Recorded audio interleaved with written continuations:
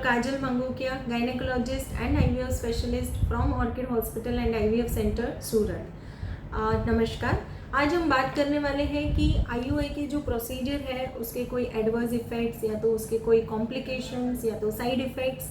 क्योंकि जब भी कोई भी प्रोसीजर करने जाते हैं तो हमेशा कपल के माइंड में होता है कि मैम ये प्रोसीजर की कोई साइड इफ़ेक्ट तो नहीं है ना, ये जो टैबलेट है या तो इंजेक्शन है उससे मेरी वाइफ को कोई साइड इफ़ेक्ट्स तो नहीं होगी ना।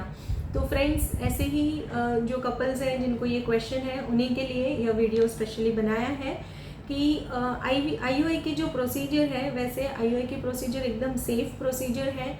जैसे मेरे पिछले वीडियो में मैंने आपको बताया कि बेनिफिट्स क्या क्या होते हैं। सो स्पेशली जो माइनर एडवर्स इफ़ेक्ट्स हम जो बोलते हैं कि जब भी IUI की प्रोसीजर होती है तो जो स्पर्म्स है, जो वॉश्ड सीमेन सैंपल होता है, उसे हम यूट्रस के अंदर इंजेक्ट करते हैं। सो पॉसिबल हो सकता है कि जब यह स्पर्म ट्रैवल कर रहे हैं फैलोपियन ट्यूब के थ्रू यहाँ पे पहुँच रहे हैं तो माइल्ड क्रैम्प्स आ सकते हैं। पेड़ों के भाग में थोड़ा सा पेन या तो क्रैम्प्स जैसा पेन आ सकता है। दूसरा है कि हम जनरली बोलते हैं कि जो भी पेशेंट IUI की प्रोसीजर के लिए जा रहे हैं तो जो सीमेन सैंपल है वह अगर आप ART लैब है या तो IVF लैब है वहाँ पे सीमेन प्रिपरेशन करवाते हैं तो इट इज़ ऑलवेज़ बेटर, ताकि इन्फेक्शन का जो रिस्क होता है वह काफ़ी कम हो सकता है रादर देन जो रेगुलर लेबोरेटरीज़ वगैरह होते हैं, जो पैथोलॉजी लैब है जहाँ पे बाकी के सारे सैंपल जैसे ब्लड है, यूरिन है या जो भी अदर सैंपल्स जिसका एग्जामिनेशन और यह सब हो रहा है। So as a IVF specialist या तो as a infertility specialist I would rather prefer कि आप जब भी यह प्रोसीजर करवाते हैं तो सीमन वॉश जो है, प्रिपरेशन जो करवानी है वह आप ART लैब में या तो IVF लैब में करवाएंगे तो ज़्यादा बेटर रहेगा।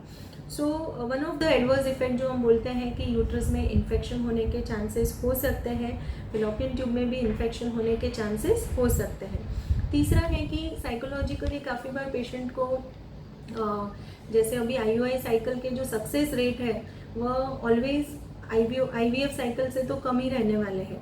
सो जब भी फर्स्ट साइकिल सेकेंड साइकिल होता है, पेशेंट को रिजल्ट नहीं मिलता है तो उनका जो सेल्फ एस्टीम होता है, कॉन्फिडेंस लेवल जो होता है वो थोड़ा उनको ऐसा डर लगता है कि अभी नेक्स्ट साइकिल में कैसे होगा।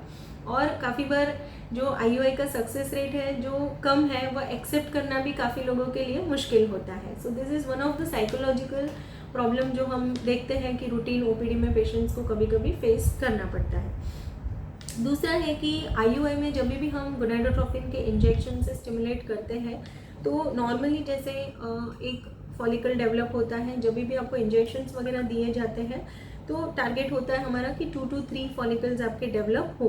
लेकिन काफ़ी बार ऐसा होता है कि पेशेंट का जो बॉडी है वो हाइपर रिस्पॉन्डर होते हैं, तो ऐसे केसेस में मोर देन 3 to 4 फॉलिकल्स अगर डेवलप होते हैं तो ऐसे पेशेंट में OHSS यानी कि ओवेरियन हाइपर स्टिमुलेशन सिंड्रोम के चांसेस बढ़ जाते हैं। पेट में थोड़ा पानी भरने की संभावना, ब्लोटिंग सेंसेशन, ऐसे सारे इश्यूज बढ़ सकते हैं। हालांकि उसका जो ट्रीटमेंट है वह भी हम इमिडिएटली उसका ट्रीटमेंट चालू कर ही देते हैं, बट कोई पेशेंट होते हैं जिनका तासीर ऐसा है, हाइपर रिस्पॉन्डर है, तो ऐसे पेशेंट में OHSS होने की संभावना रहती है।